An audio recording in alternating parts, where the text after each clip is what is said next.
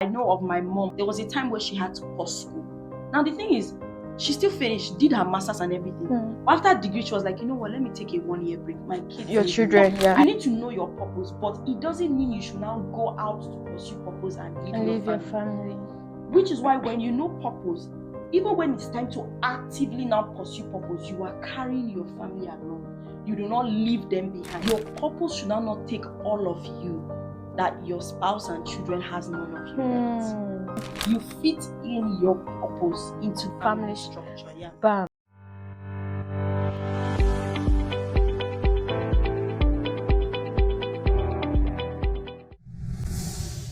Hey everyone, welcome again. We're happy that you're seeing our face again. So like I said, we're continuing from the last part where we talked about motherhood. Yeah. So now we're going to delve deeper. How do you now balance being a mom? You know, the ministry as a mom is a lot already. And then now you have to balance it with being a career woman. So how do you do that? How do we place our priorities right? How do we know what to do? So in case you are in a situation where you are trying to balance those two things, I believe and I trust that by watching this conversation, you're going to pick one or two that would bless you, pick wisdom keys that you can apply in your daily life.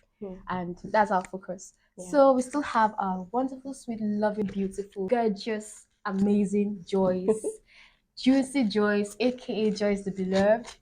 You're welcome. We are happy to have you. Thank you for having me, my friend. I'm grateful. Yeah, so thank you for coming. We want to talk about balancing career and nurturing children, as a mom. It's a lot. It's a lot. It's a lot. It's a lot. So the first question I have here is, should a woman achieve her goals first before having children? A lot of women have actually said that they would advise that. I think most women who have kids and see how much work is involved with raising kids, most women be like, if I can go back, I would say you should have everything sorted out before you have kids. But at the same time, I personally do not believe that. I believe, first of all, that you should follow the path of God for your life. For example, if a good man does not come, will you keep waiting and say, until I have kids before? Fire on with your career. There are women who have even met their husbands because they've reached a point in their career, and that was where they met the man. So the first thing is to make sure that you are in the plan of God for your life, maritally, career-wise, wherever you need to be, that I am where God wants me to be. Now, if a woman is already married and your career is, about to take off, and it feels like, if I focus so much on my career, I might lose my marriage. And if I have to focus on my marriage, I might lose my career. My advice is, first of all, and most importantly, to a Christian woman. Now, not every home has kingdom values. Let's start there. Because there are some things you stay and some people say, that's not how it is in me and my marriage. My husband is not a good man, so I have to prioritize my finances. And sorry, this conversation is for kingdom marriages. What has God designed for the home? Are you married to a God-fearing good man? That's the conversation we're having now. And I would say the first thing is, as I said, make sure you are in God's plan for your life. The job I want to take, is that God's desire for me? If yes, good, I have children, that is God's desire for me, right? Now the question is, how do I balance it to make sure that I don't lose both of them? And as I said in part 1, if you haven't watched it, please go back and watch it. Part 1, planning. You have to plan your life. How am I taking care of the kids? If my work requires me to be in the office 8 hours, how do I make sure that when I come back, I also prioritize my children? I don't carry work from the office home. There's people who lock their laptops in their office just to ensure that even if you call me as an emergency, there's still nothing I can do about it. I am at home with my family. So the first thing, aside making sure you're God's plan, is you have to set systems in place to ensure that the right priorities. If my child is sick, I don't care what work they are doing in the office. My child is the most important thing to me at that point. So you need to set systems in place. And one of the systems I like to set in place, and my friend even talked about this, is that some people in the office, you come to the office as a woman and they don't know you are married or you have children. Why? If it's an office that needs to be security conscious, okay, makes sense. But why don't they know you have a husband and a child? And then later you are upset that they are not giving you some leave allowances or something so that you can be with your children. So right from time, it's supposed to be established. It's supposed to be established that this is a family woman. I'm a family woman. Anything that has to do with her family and work, Bam. she her family If my first. children have open day, I'm going to go for open day. Yeah. If my children is doing birthday, I will be present. If they are doing spiritual prize giving day, me, I will go and I will plan my leave days or my other allowances, pay time off for those times.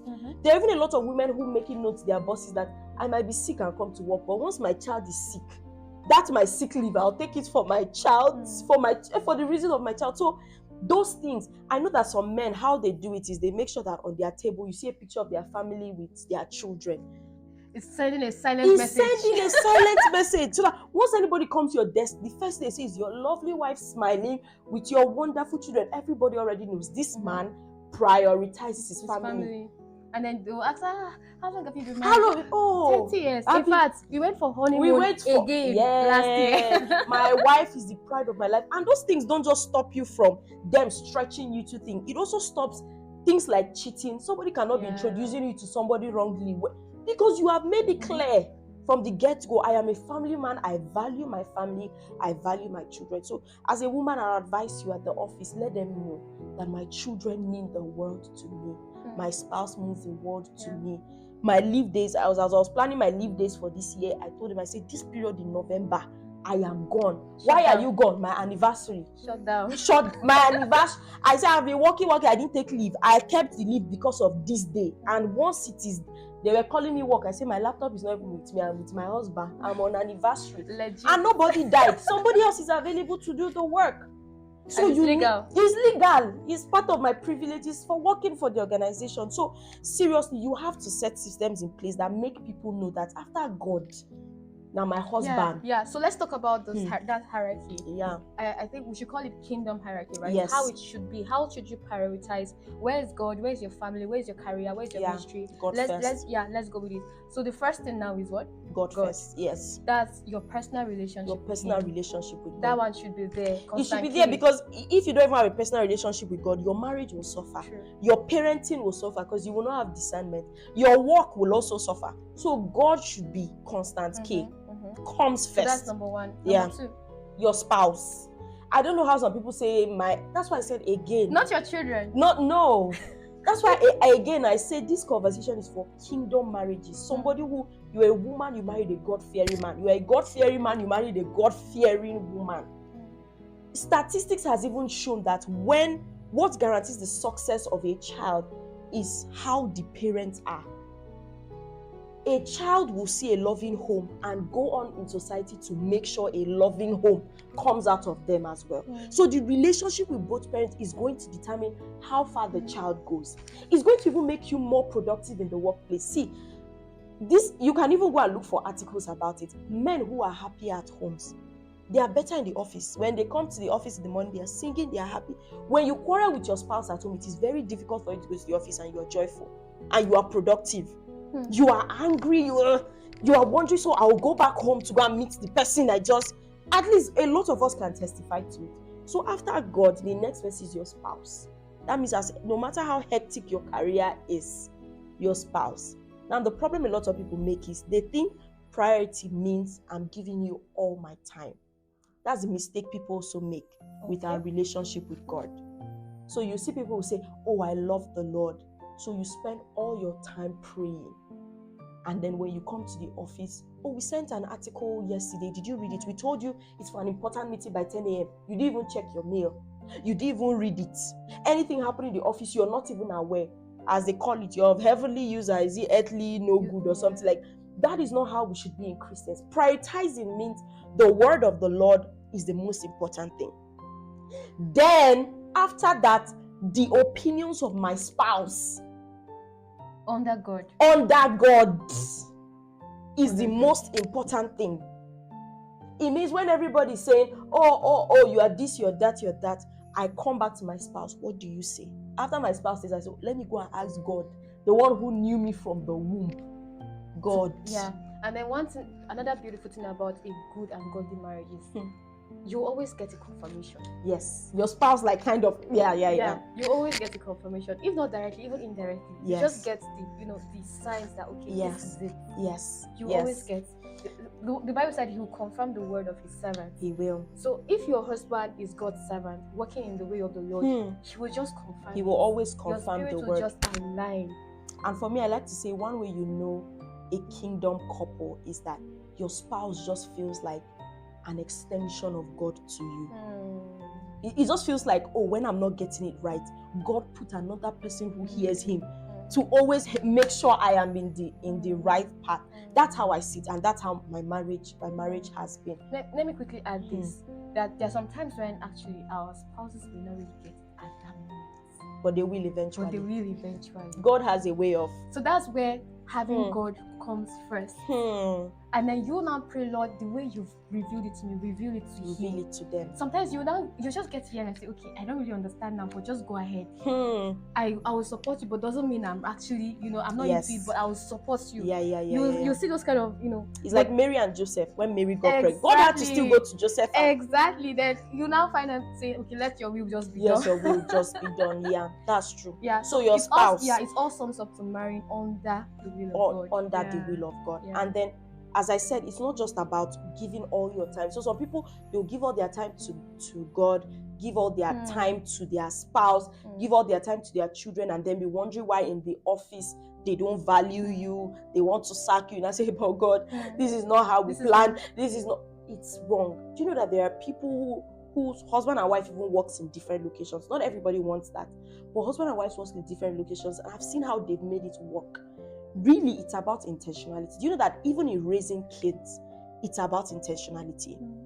There's a group of parents I follow for mentorship, and I thought, with the way they're intentional about their kids and how well behaved their kids are, I even thought their kids live with them. But their kids are in boarding school, and I'm like, so how is it that the child is in boarding school and you have taught them in the way of the Lord? And they said intentional. Do you know there are parents whose child live with them day school? Those parents never check their child's report card. Open day, the parents never go. But every day, a driver goes to drop them, bring them back. You're living in the same house with them. They are not in boarding school, but you are not intentional. But you see some people whose children are in boarding school, but when they come back for holiday, the parents have planned activities. We're going out together. Daddy and daughter date. Mother and son, this one. We are studying the word of God together. We are learning this. Intentionality, even with your spouse. You don't have to be with your spouse gisting from morning till night. You can choose to, every week or every month. There are couples who plan date night. Every month, maybe every third Thursday of the month, we're going out for date night. We talk about how has it been? How has this marriage been? Am I loving you right? Is there something I should change? Those kinds of couples will do better than the ones that you're seeing each other every day, but you're not intentional about building the relationship. So yeah, for career-wise, that's what I'll say. Because you see husbands who are very busy, wives who are very busy, but you see them so in love with each other. It's because they are intentional about it. I remember our honeymoon. What you just said just reminded me of our honeymoon when we were actually on honeymoon. And then we saw this amazing lady. She said, they are so busy throughout the year. In fact, they work at different places. She works in Abuja, he works in Lagos, and they just take out a time every year at the end of the year to meet at that particular spot. Like every year, they just come relax, vacation, just think about how the year has been. What can they do better? Like that's a commitment they have in their home. And those kind of relationships, they grow. They because yes. Just that little encounter they have. It goes a long way. It goes a long way. For Anne, my husband now, because I travel a lot, he made a decision that he would always drop me at the airport and pick me up. Wow. At first, it felt like, because even when I'm going to the airport, I'm in a hurry, a lot of things. But after a while, I realized that is actually the best way for us to bond. The sacrifice he makes, making sure he takes me to the airport, no matter what time my flight is, and picks me up, no matter what. It looks small, but in the long run, that is an intentional step to preserving the friendship the relationship, and even the partnership. You find out that because you're doing everything apart, there's nothing that makes you people feel like you need each other, you want each other. But little things just makes you feel like, oh, I like this person in my space. I think that's another thing. Yeah. Don't forget, we're still hierarchy. So the first thing, we're prioritizing everything now. The first thing is God. I feel like we should put the second thing as family, and in that family, your spouse comes and then first, your then children. your children. Yes. So firstly God, then second family, spouse first, then children. It's amazing how even in family you have to prioritize your spouse. Because it's two of you that started children. The family. Your children will go to also start their own family. And then it's when the children leave, you realize. So that's why you see people You're get just divorced. Left with your spouse now. And you hate the spouse, or the spouse has changed in so many ways that you can't relate. You didn't even know they've changed that much because you were not even paying attention to them. Now it's both of you in the house. We have to take note of that, because children, they are a blessing, like we established in part 1. Yeah. And it's a blessing to both of you, not just you. Not just you. It's a blessing to both of you. Yeah. So it's a partnership you do with your husband or your wife as regards your children. Yeah. So your children should know that mommy and daddy, we are an extension. We came because these two people loved each other. Yes. And our coming should not now break the love, the partnership, the togetherness that these people have established under God. When we did the vow in church, the children were not there. It was two of us and God. We vowed to cherish, to love, to honor. So that vow should always be, kept. Yeah. So children, yes, they're a blessing, but they shouldn't distract. They shouldn't come and scatter what God joined together. Exactly. Nothing should come. What God joined together, let no man put asunder. Not even children. Not even children, yeah. My God, that's powerful. So let's go to the third priority. So what would that be? So after God, your family, the third priority, now most people like to put it as purpose. Because it is in purpose you get rewarded. It is in the purpose the blessing comes. So some people think it should be job next, but is the job tied to purpose? Except if your purpose is your job. Bam.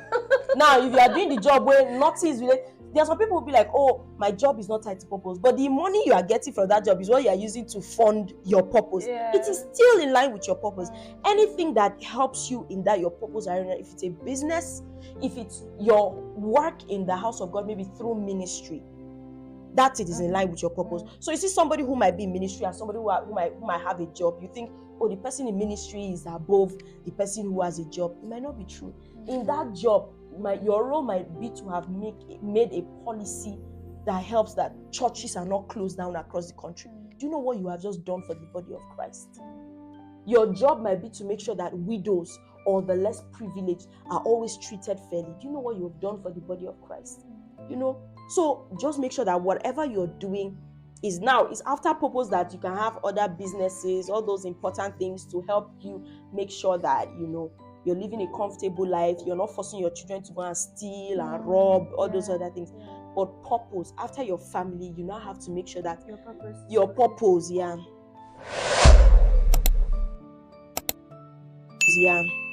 So we're still on hierarchy. So we have God, family, purpose.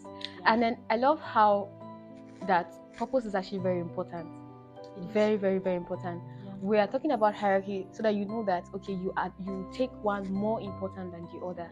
But it doesn't mean that you should abandon the other things. Exactly. You should also put them in. You should also pursue them. Because you're now a mom does not mean, okay, you purpose keep yourself. And the thing about purpose is that it does not mean you should find God, then get married and have children before you find purpose.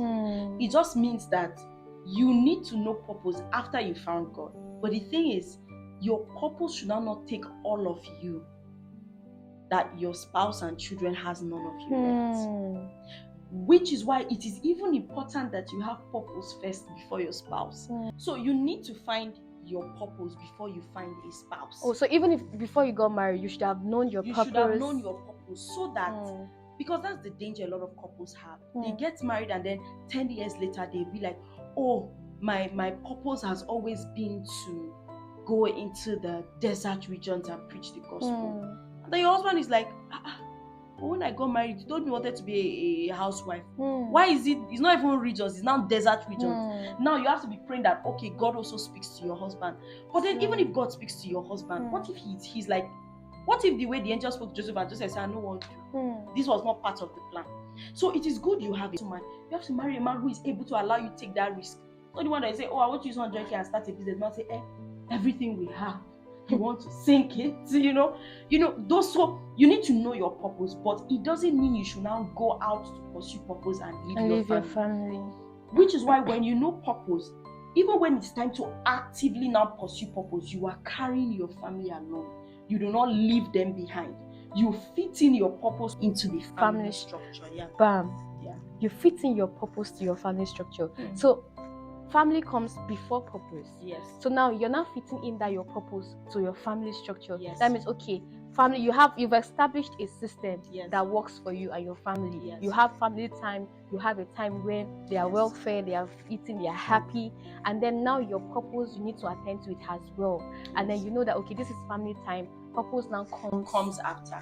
It also means that if you say, oh, my purpose is ministry, God has called me to teach the word, start with your children. Start teaching them Bible verses. Start teaching them during devotional times. Your ministry or your purpose starts with your family. A man will say, oh, my purpose is to be a kingdom financier. Yet you see, they will give millions to churches. Their wives are suffering, dressing terribly. They can't even give their wives money. Your wife saying, oh, I want to start a business. Yeah, that's not my business. You're not supporting them. Truly, you're not fulfilling the purpose of the kingdom. Sure. Your family should be the first testament of what you are called to do. People should look at your family and be like, oh, I feel like you're called to do this. Or people should look at, even if not your family, like people who are not married, your church family. People should see how you treat others and be like, oh, I feel like you have a ministry in taking care of children. Just because they see how you take care of other people's children who are not your own. People see how you encourage others and say, oh, I feel like you have a teaching ministry. It feels like God has given you the word. That's how you go about purpose. Yeah. Don't cancel out the immediate people around you and then you want to go to the nations. No. Yeah. Charity begins Let me at quickly home. add beautiful. Charity begins at home. Let me add this to what you just said, because there's something about seasons. We're going to talk more about that, right? But then there are seasons that requires that you attend to your children.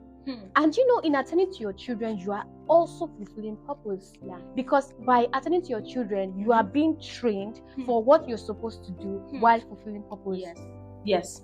I know of my mom when we had 5 kids. There was a time where she had to pause school. Now the thing is, she still finished, did her masters and everything. After degree, she was like, you know what? Let me take a 1-year break. My kids, your children, I have been there away are for seasons. so long. There are seasons when you need to be there with your children. You need to be there. It's a need. It's a need. It's like a 0 to 3 months old baby. Yeah. And there's a way God makes it easy for us. Everything around you just comes to a pause. Aligns. Exactly. It aligns to the fact that you should be there for this time being. I really love seasons. Seasons teach you. They prepare you. And sometimes God shuts down everything so that we focus on the right thing. Yeah. You know why? It is easier that way than to now, years later, have regrets. Imagine spending the whole of your old age having regrets. If only I had been more intentional about my kids. If only I had not focused so much on my job. Recently, one of my bosses retired. And as he said retired, I was like, wait, he has given his whole life to this job. But he has retired. It's not his company. He will leave it. Somebody else has to take over. Now you're in your 60s and imagine all your kids now hate you. You don't have a family to go back. So what do you want to do from 60 to whenever you go to be with the Lord? Your children don't want you around. They don't even want to send their own children to you. You can't do grandpa or grandma or granny. They don't even want you visit. No. There's nobody you are blessed so much that person say, oh, let me help you. You were so focused on career. There are some people who, even in the focus of their career, they don't mind stepping on anybody. Yeah. They don't mind, making sure somebody loses their own job so that they can go ahead. Now you've gone ahead, finished going ahead. Nobody has any good reports about you. You've gone ahead and you've come to a stop. That's why even in the ministry you're pursuing, there will be a time where ministry 70, 80s, you can't go about doing ministry as actively as before. It is people who you have blessed their life by your kindness, by things nobody's giving you a word for, that will now hold you in those seasons. So really, your family is important to you. It might be painful to make the sacrifice of, you know what, maybe I need to leave my job. Especially mothers who probably have special needs kids. It's not easy for them. or a season where there's a health issue with your spouse. There are just so many factors where sometimes women have to, sacrifice. But the thing is, never feel like your sacrifice was for nothing. I just wasted my life sacrificing. No, God does not see it like that, and you should not see it like that. Yeah. So there's a place of sacrifice too that comes with motherhood. Yes. My God. There's a place of sacrifice that comes with love. Once there's love and there's no sacrifice, it is not love. And Jesus exemplified that in the Bible. Once there is love present, there has to be some form of compromise and sacrifice involved. You can't say you love someone and you are the only one who has your way all the time. So that means it's possible for you to sacrifice but not love what you're doing. It's possible for you to sacrifice, like, sacrifice your job, but you're not happy. You don't love the fact that you're actually sacrificing. Yes. That's like work done equals to zero. Work done equals to zero. True. God. So we'll have to come to a place where, okay, because of love, you're sacrificing your job to take care of what is important to you. Because of yes. If I chosen my career and all of you say that's why I stayed with my children. Yeah, true. No. So let's quickly go to the next priority. After so we'll go through it again. Number 1, God. Number 2, family, your spouse first, then your children. Yeah. Number 3, purpose. What's number 4? Any other thing. Any other thing. These 3 things must be established. Any other thing. You see people who have maybe tens, hundreds of businesses. They're just business, different stream of income. Business, ministry. Close down some if it will help you free time for your family. Frankly, because those things now, what purpose are they yielding? That you are sacrificing, you spending time with your kids, spending time with your spouse, just because you want to keep amassing more, and that's why in part 1 we talked about success over fulfillment. There's something about success, you can never get enough of success. Never. There's always something. There's always a ceiling, you need to cross. There's always a bar. Once you fulfill what you get, one bar, another bar has already been set. It's not even you that set it. Okay, you're the first woman to do something. All of a sudden you have to be the first African. You have to be. There's always a bar. There's always a bar. And there's always a bar. And there are other people too that want to break that record. So you're always in competition. Even the richest man. How old am I? In this our generation, we've seen how many richest men the Gates have done. Jeff Bezos has done, Elon Musk, no matter how much you think you've gotten, somebody will always want to be that. And that's why fulfillment has to take priority over success. I've achieved so much. So it doesn't make sense that you're chasing success, but then you're not fulfilled. How are you fulfilled? Number 1, you have God. You have God in His place. Yes, in His place. How are you fulfilled? You have family around you. Oh my God. I remember when I was in China, my God. Do you get? So the people I had, the gift of friends around me, they were like family. They really helped. So like family really plays a major role. You may have everything, or if you don't have people that are around you that love that you, you can call family. that you can call Even family. If you don't have blood family, you should have friends. The Bible says there are friends that can stick closer than a brother. You should have people that you can call, they can pray for you. Yes. To be like, I don't have money for food, and the person's like, this is my 1,000 naira, let's share it. Take 500, let me take 500. I can't watch you go to sleep without eating. Then your purpose will now come next. Your purpose, don't abandon your purpose because of family. Don't abandon your family because of purpose. And you know what? It's so good because we're in the digital age where it's not like during our parents' time where for you to preach the gospel, you have to maybe physically go on evangelism, go to towns that the road cannot access to preach the gospel. Now we're on social media. Almost everybody has a social media platform. Are you preaching the gospel on a social media platform? It's not even about creating content. What is it about your life that someone sees and be like, oh, God is good. God is kind. God is wonderful. So we're in a digital age where a lot of things have made easier, even academics. Before people will be like, oh, I cannot continue my schooling because of my children. There are so many online courses now. You can take that. Even if it's in the midnight, you give it 30 minutes of your time. So there is now no limitation to you constantly saying, it's because of my children I could not achieve so much. That's now you lying to an extent. Let's say because of your children you couldn't take certain job. Yes, that's true. But you cannot say because of your children I didn't build value. Because guess what? A time will come when the doors will open. There are women I've seen who nothing happened in their life till maybe in their late 30s, early 40s. But they were ready. They were ready. They were ready for the international doors. It would be like, where were you hiding all this while? I was taking care of my kids, but I was building myself. I was studying the word. I was listening to the Holy Spirit. I was reading books. Even if it's one book a month, I read a few pages. You're improving. You're getting better. Yeah. I love what you just said now, because it reminded me of what Pastor Mrs. Ibukun said. She said something. She said it was an interview and they asked her about something similar to this, and she said, we don't want to go to a point. You wouldn't want to go to a point as a mom where you see your friends, they're achieving so many things, and then you're like, what have you been doing all this? I've been taking care of my children. Or your children will look back at you and say, mommy, see your friends, see my friends' mom, see what they are achieving. And then you're like, mommy, why are you not? But I've been taking care of you. And then she said, did they ask you? Did they ask you? Now they are wishing you had done better. You understand? And that building value is good, because when they grow up and leave the house, there are women who have just decided, you know what, I want to start a business.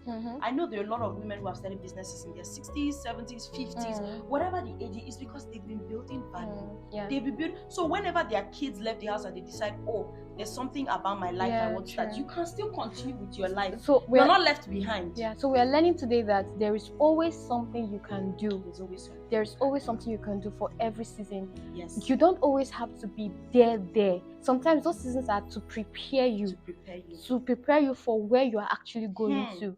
There's a woman I know, all she was doing, as you said, was taking care of her children, but she was taking cooking classes, plating classes, culinary classes. And by the time her children were old enough, what she started doing was just like, oh, I'm good at this culinary thing. I have gotten excellence in that thing. What she does is help people do things like decorations. So if you're having a party, I'm going to prepare or design a dinner table setting. It looks so simple, but that is value. There are people who are like, oh, I have guests coming. I might even have a chef who is cooking, or me, I can cook. But how do I arrange everywhere? Let it look good. There are people who have branched out into even helping people dress. They don't make clothes, so they style.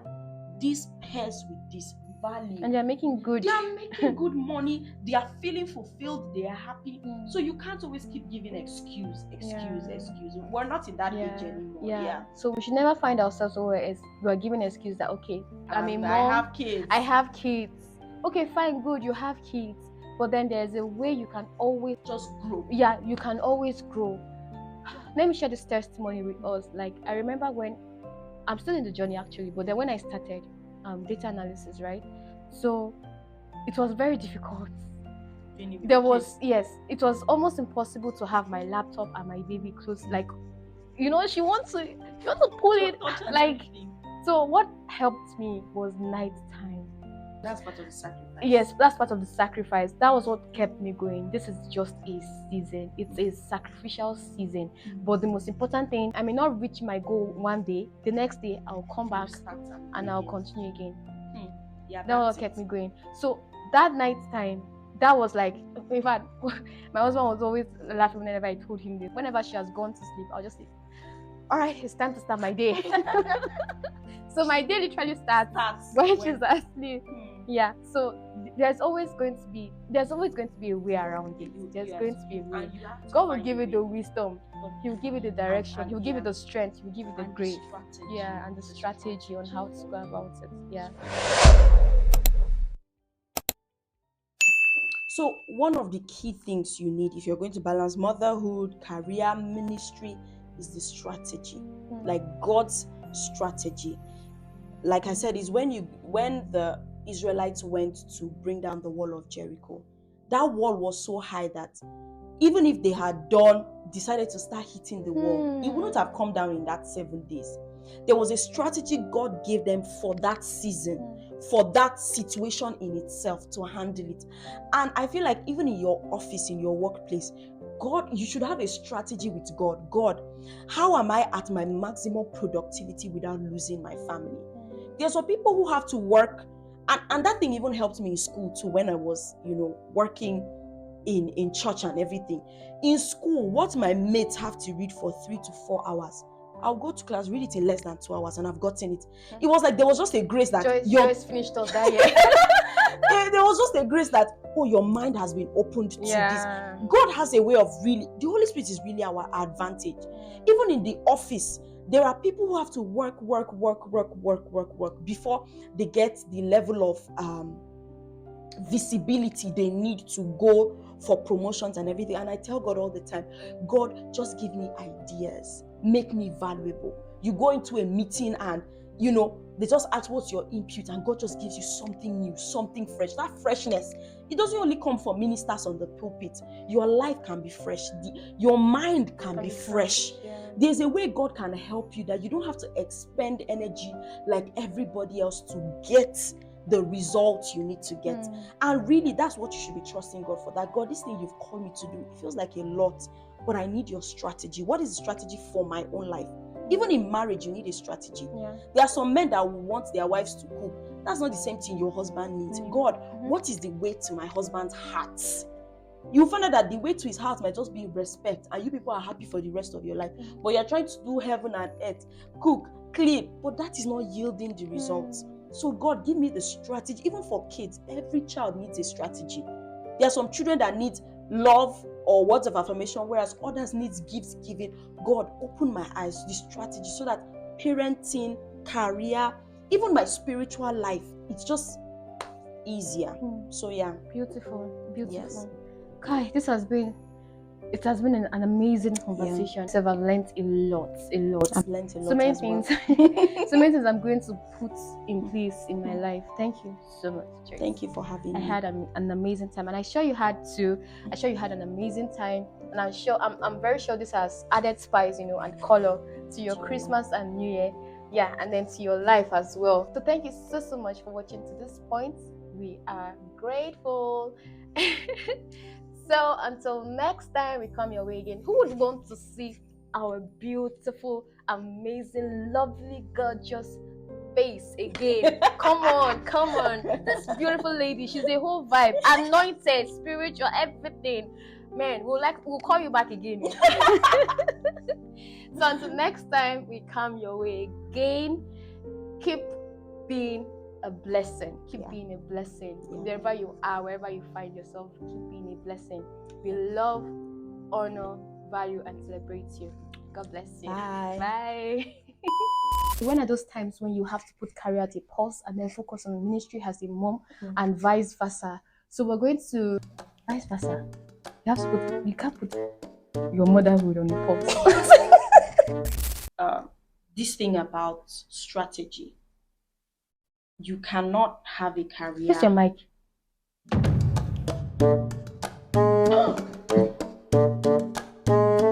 Yeah, start from that side. You fit in your purpose to your family structure. Bam. You fit in your family to your purpose structure. You fit in your purpose to your family structure. Say it again. You fit in your family to your purpose. No, now You your fit in your purpose to your family structure. You're correct. Spam.